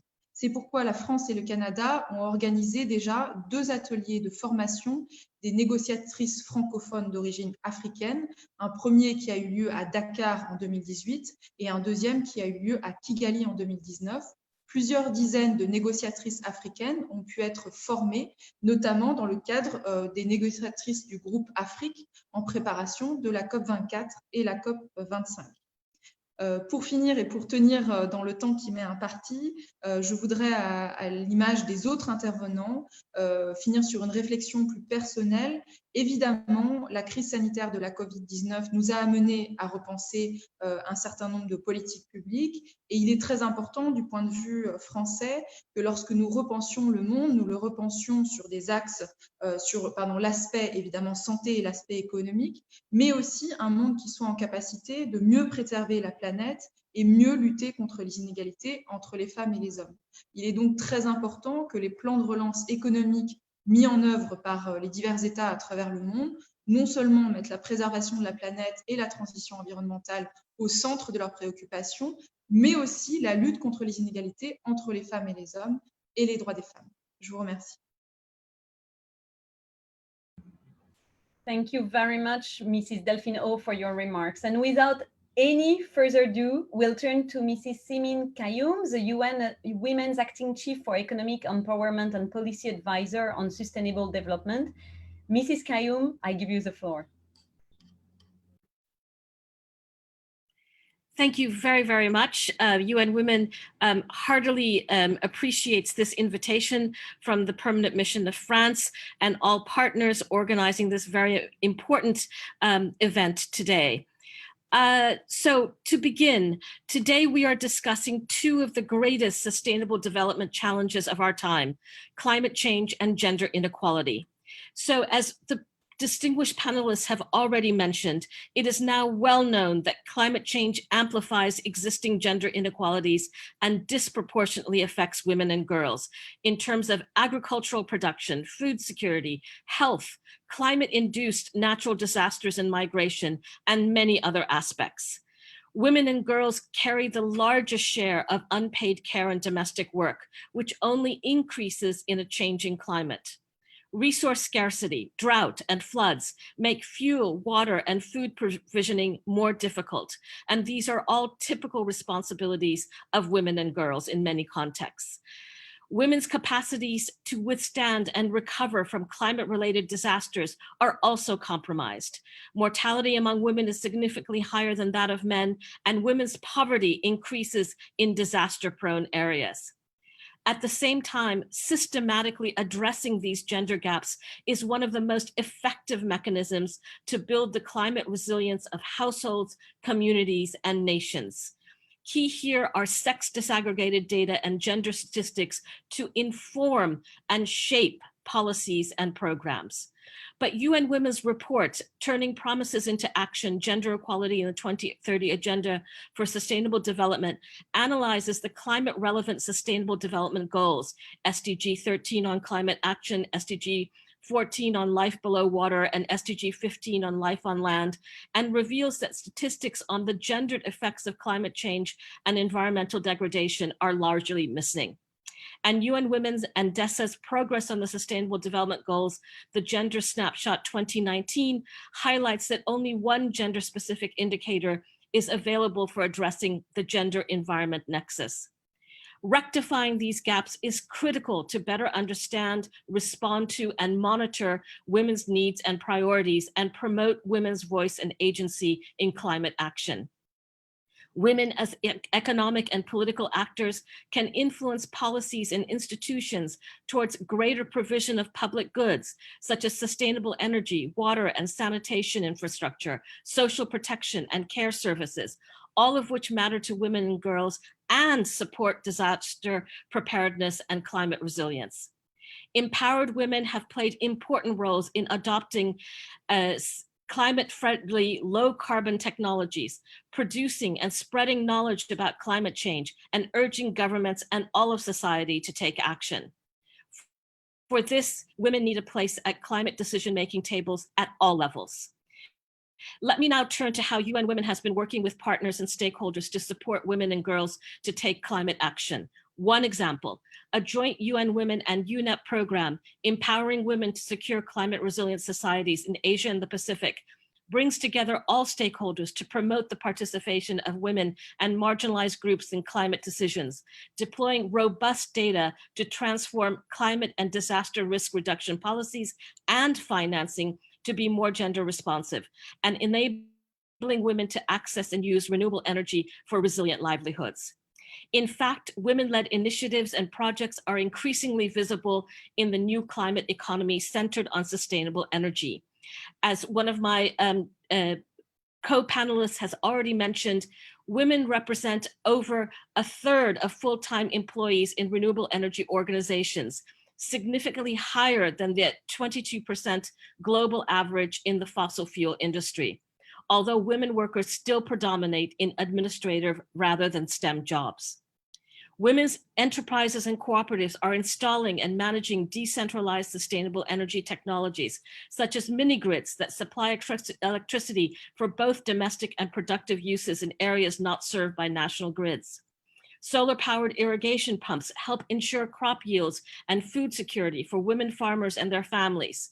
Solar dryers, grinders, and refrigeration systems and micro-hydrate grain mills support agri-food processing and add value to products while reducing energy costs and women's labor and freeing up their time.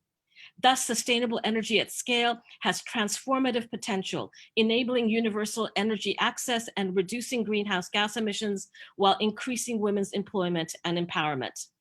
At a systemic level, women's collective action has put the spotlight on creating a new regenerative economy geared towards ecological and social well-being and care of people and the planet, aligned with the Beijing Declaration and Platform for Action in its 25th year.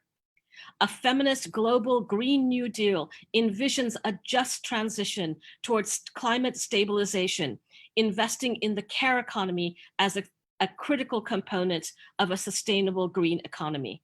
And finally, I would like to mention the Generation Equality Action Coalition that UN Women is pleased to serve as the secretariat, that is bringing together governments, civil society, private sector, international organizations around feminist action for climate justice. Thank you very much. Thank you very much, Mrs. Kayoum. Thanks a lot for your expose. A lot of participants are very enthusiastic, and thank you in the chat section for this panel. So thank you again and for your time. One question keeps coming back, and it's going to be very difficult to know who can reply because lots of you can reply. For instance, Yvonne Moholt and Julius Winlands are asking, how can the panel work with social entrepreneurs more actively at the country level and also regionally and globally, especially to achieve the SDGs? Who could answer first, maybe?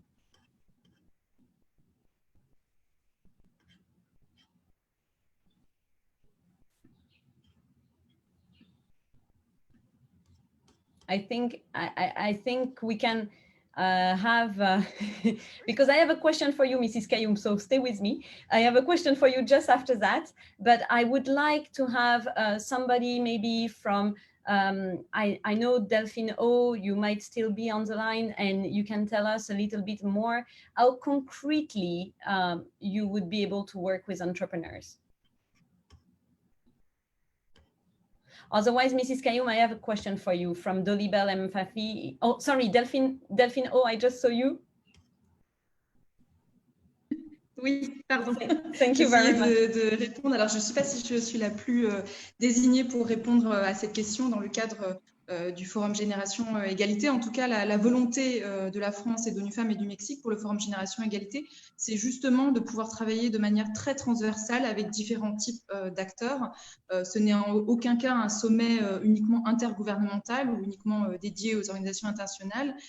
Et peut-être une manière de répondre à cette question, c'est justement ces coalitions d'action que nous avons mis en place spécifiquement pour le forum, mais qui sont un modèle aujourd'hui de plus en plus courant d'action internationale et d'action multilatérale, où nous mettons dans la même gouvernance ensemble autour de la table à la fois des États, des organisations internationales, mais aussi des entreprises, notamment des entreprises sociales et solidaires, des fondations philanthropiques, des organisations de la société civile. Ce qui est très important aussi, je pense, au-delà de la question de la gouvernance, c'est de donner des objectifs précis à ces coalitions. Or, nous, par exemple, dans le cadre du Forum Génération Égalité, nous avons décidé et demandé à ces coalitions d'action de mettre en œuvre une feuille de route avec un programme d'action et des objectifs précis et concrets à obtenir au bout de 5 ans.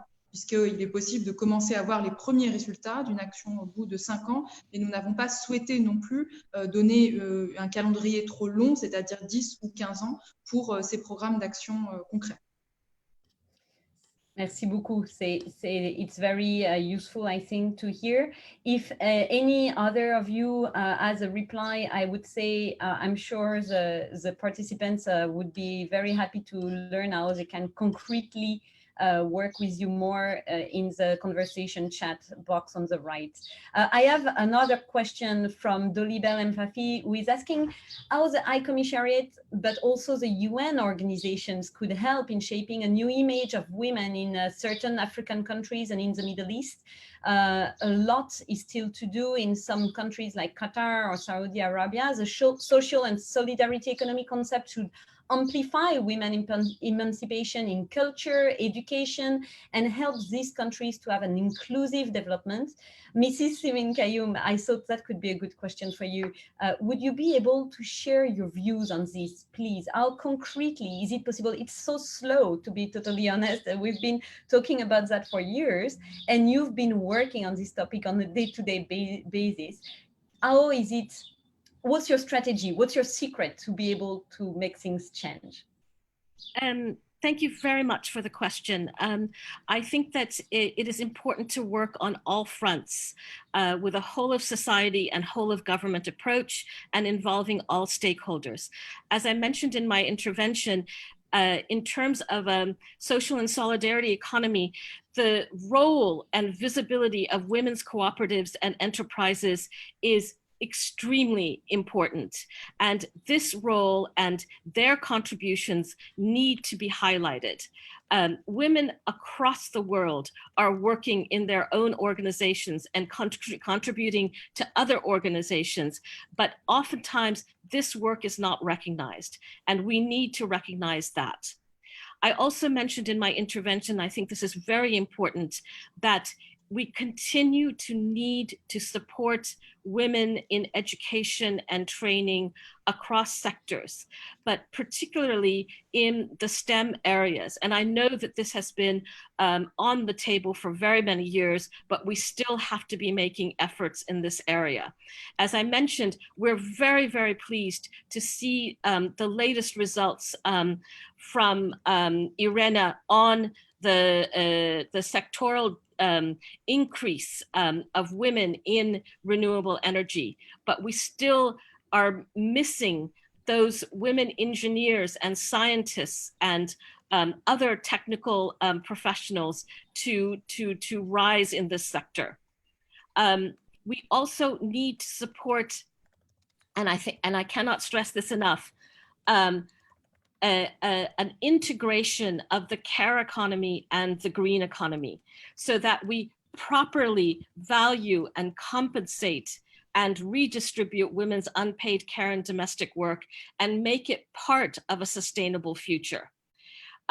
With those words, I'll stop, but I'm happy to take more questions from participants after this forum is over. Please do not hesitate to write to me, and would be happy to discuss these matters further. Thank you. Thank you very much, Mrs. Kayoum, for your help. So all participants, I enjoin you now to maybe write your questions. We're gonna have to conclude this panel and to wrap it up. It was very busy, it was very interesting. And for that, I'm going to turn to Mr. Mohamed Yunus. It's a great honor to have you with us today, Mr. Yunus. Thank you for your time. You're, of course, we don't introduce you anymore, but you're a very famous economist.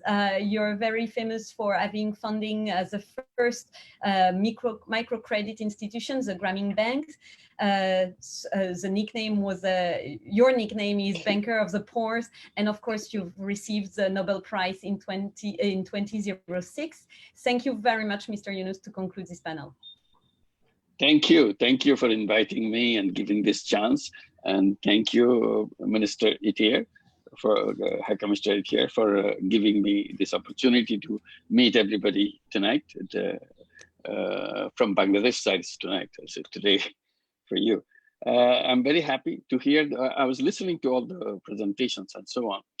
So in my concluding remarks, I'll be a little harsh on the global warming. I'll use harsh words for it. I'll say global warming has put us in a death row. We are on a way to finish our life. This is what our teenagers were saying when they were marching on the street all over the world. Fridays for Future, that you have not left us any world for us. And think about the grandchildren and other generations. We don't even have our life. So that close we are on the global warming. When we're in death row, it's just imminent, as a countdown has begun, when we should be, should be facing that reality. Particularly, we don't want to focus. This is a harsh reality that the women are neglected and marginalized in every single way throughout the society, and global warming make it worse. But today, whole thing, can we survive as a whole, all of us? If we survive, then everything else happens. So it's a survival issue for us is very important right now. And coronavirus, which is a dreadful thing that happened to the planet. And in a way, when I look at it, I see it's a great opportunity it created for us, because it stopped everything. It stopped the whole economy, it stopped the whole functioning, and so on. So as a result, the march towards the death row has stopped. We couldn't stop it. Like we are in a train, all the sentenced people are in a train taken to the death row and finish it up. Now the train has stopped. And that's a great opportunity. We couldn't have stopped the train. Coronavirus has stopped it. So that gives us an opportunity to get off the train and get to a new direction with a new train. That old train that we are riding is a total disaster. And this is not what we want to do. So that will be our combined efforts right now. And when we go to the new world, what are the things we like to fix? This is our discussion point. What is it that, so that we don't behave the way we have done during the march towards our death row? We did lots of wrong things. We designed businesses in a wrong way. We designed economics in a wrong way. That's what the march started. So where is it going to happen now? What kind of world that we want to build? Of course, we want to build a world where there is no global warming, that's for sure. And no wealth concentration, that's for sure. No massive unemployment because of artificial intelligence, that's for sure. So where are the causes? Who caused all those problems? Who caused this global warming? We know that. That's the funny thing about it. We know every one of them. Whose contribution is how much in global warming and so on. This is the time to decide we are not going back. We definitely don't want to go back to that world. We want to go to the new world. And the new world will not let these people come in, at least not that business come in, those who contribute in the global warming. So this is the decision we have to make. And we have to turn the direction where all these things will not happen. And look at the way economics has designed the whole economy itself. It's an urban-based economy. They always thought urban is the center of all activity. Rural economy is a kind of a labor-producing factory. You send the labor to the urban areas, they will work here in the nooks and corners, in the streets and so on, and they will be the migrant workers. When you have that kind of economy, urban-centered economy, you leave family behind. Because you're alone, because men are the one who will go, and the women are left. And then the economics has also put something, job is the only thing you can do. There's nothing else for you. That destroyed the whole thing, because women left out from job. They stay home, take care of the children. I said, why should it be so?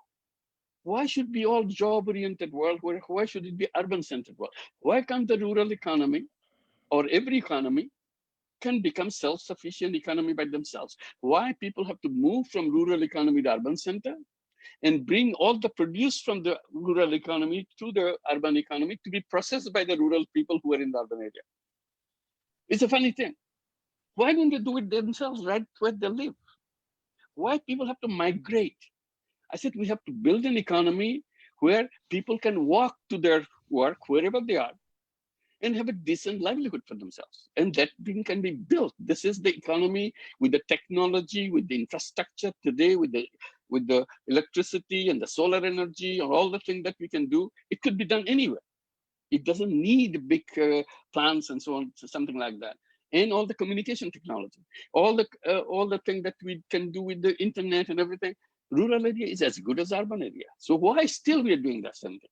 And that's where the problem of ignoring the women and so on. If we focused on the entrepreneurship of people rather than the job orientation of it, women will be at the front line. That's what the Grameen Bank has done. They have shown all these women, rural women who never crossed the boundary of their village in their lifetime, suddenly became entrepreneurs. So we redesigned the entire financial system, because the financial system is the part which is we are doing right now. All the wealth concentration, all the things that we do in the urban areas, because they are located in the urban areas. Why can't we create financial institution dedicated to the rural economy, so that you build up the rural economy, invest them, so that the young people don't have to leave the rural economy to find a job. They become entrepreneur where they are born, and they create activities right there. Boys and girls. So that distinction between boys and girls came because we separated them by our conception. So we have to hit the real issue. The real issue is a conceptual issue. Redesigning, reimagination, designing the economy in a different way. So this is the chance. This is the chance we got to do that. First decision, we are not going to go back. We're going to build a kind of conceptual framework which will take us to a different kind of destination in the new world, where there will be no global warming, no distinction between boys and girls, no distinction between men and women, no distinction between races and something. This is achievable. We know that, but we don't want to do that. We're so lazy about it.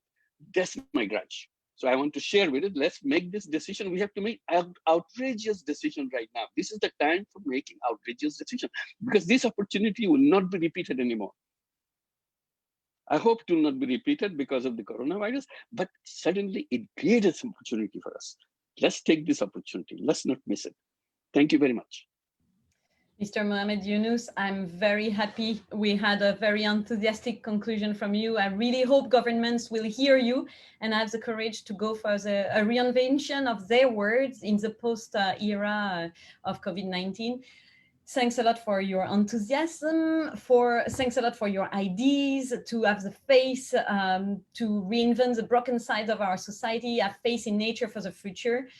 In these COVID-19 times, it's easier to be frightened and go back to bad answers, but you're leading us and you're showing us the way. Thank you so much. There's still a chance. Have a great day, everybody. Thank you. And that's the end of our panels. Have a great day.